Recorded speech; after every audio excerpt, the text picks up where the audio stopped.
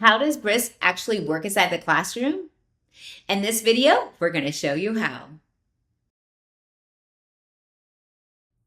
Hi everybody, my name is Marcia. Thank you for joining again in our series that was covering quick starts for Brisk. The first video talked about what is Brisk. Number 2 talked about how Brisk can solve problems. Then we also gave you some demos about how to click and go into some of those resources.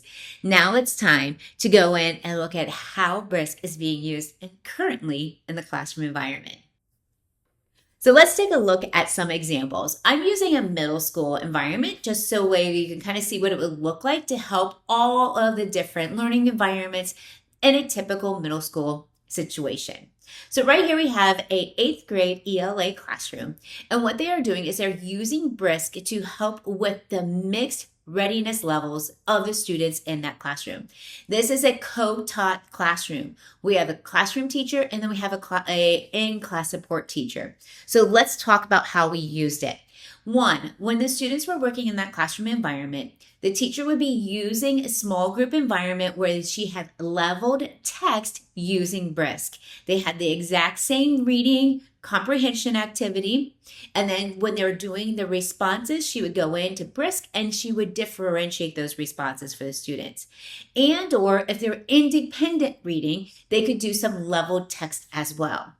The in-class support teacher would go in and find ways to differentiate, maybe using the different languages that are in the classroom, maybe finding some boost activities, or even just using the lesson planning guide to come up with new creative ways to teach that content.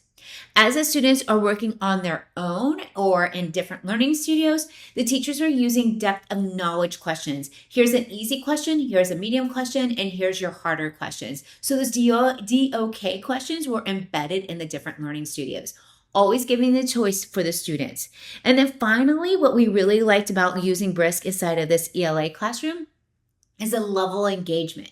Those boost activities really did help the students to apply what they're learning in real world situations. So in one classroom example, we use Brisk at least 4 different times to help support those learners.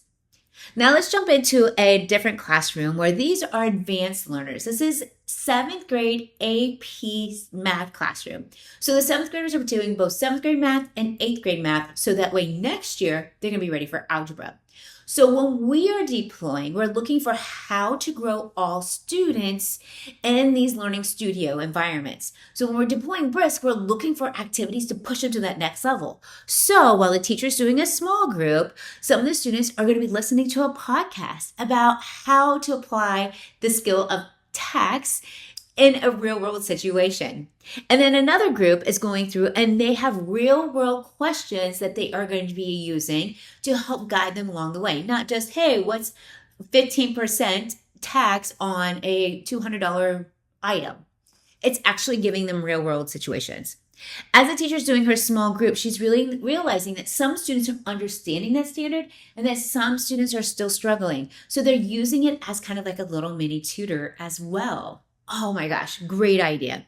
And then last but not least, this teacher used Brisk to help with an exit ticket.